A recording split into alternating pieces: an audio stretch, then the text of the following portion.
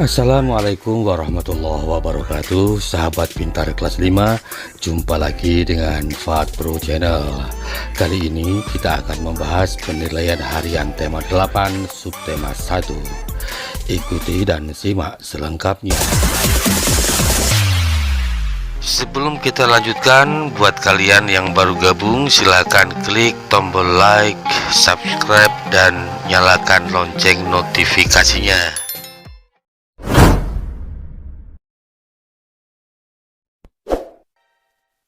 Pilihlah salah satu atau beberapa pilihan jawaban yang benar.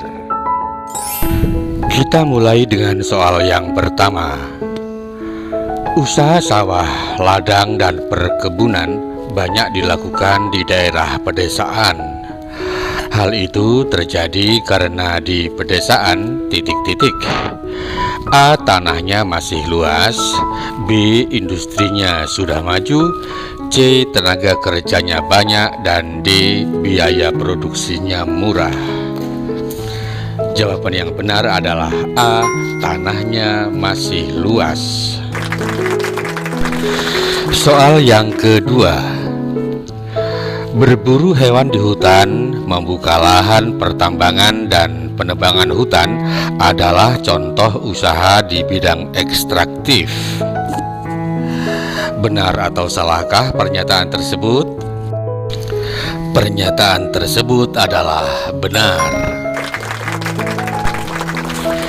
3. Berikut ini sumber daya alam yang digunakan untuk usaha perkebunan teh, yaitu A. Lembah sungai, B. Lahan yang datar, C. Tanah pegunungan, dan D. Tanah dataran tinggi. Ada lebih dari satu jawaban, yaitu C. Tanah pegunungan, dan D. Tanah dataran tinggi.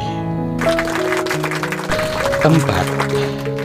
Berikut ini beberapa jenis tanaman yang merupakan hasil dari perkebunan, yaitu A. Cengkeh, karet, dan teh, B. Jati, pinus, dan meranti, C. Kopi, karet, dan coklat, D. Tembakau dan kelapa sawit. Ada 3 jawaban yang benar, yaitu A. Cengkeh, karet, dan teh, C. Kopi, karet, dan coklat, kemudian D. Tembakau dan kelapa sawit. Soal yang kelima.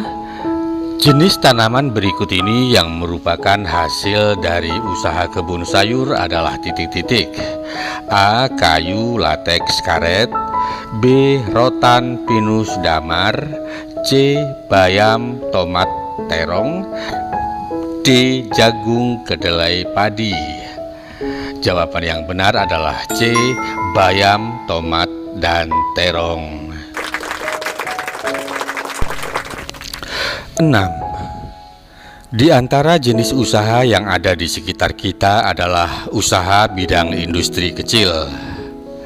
Contoh bidang usaha yang termasuk industri kecil antara lain A. Industri besi dan baja, B. Perajin tahu dan tempe, C. Pabrik motor dan mobil, D. Pabrik benang dan tekstil. Jawaban yang benar adalah B. Perajin tahu dan tempe. 7. Berikut ini yang bukan ciri-ciri usaha di bidang industri adalah A. Tenaga kerjanya handal, B. Memiliki modal yang cukup, C. Membayar barang produksi, dan D. Mampu mengolah bahan baku. Yang bukan ciri-ciri usaha bidang industri adalah C.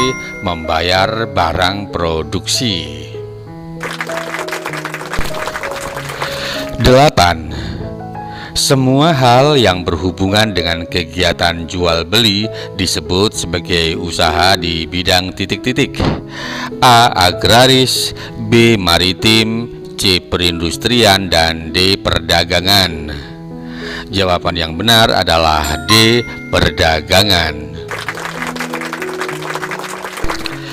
Soal yang ke-9. Dalam usaha perdagangan perdagangan, pedagang menjual barang dagangannya kepada titik-titik. A. Customer, B. Produsen, C. Konsumen, dan D. Distributor. Jawaban yang benar adalah C. Konsumen. 10. Berikut ini contoh pekerjaan yang bergerak di bidang jasa antara lain titik-titik. A. Petani garam, nelayan, peternak lebah. C. Satpam, montir mobil dan pemandu wisata. C. Buruh pabrik, pengrajin tikar dan keramik. D. Penjual makanan, asisten rumah tangga. Jawaban yang benar adalah B. Satpam, montir mobil, dan pemandu wisata.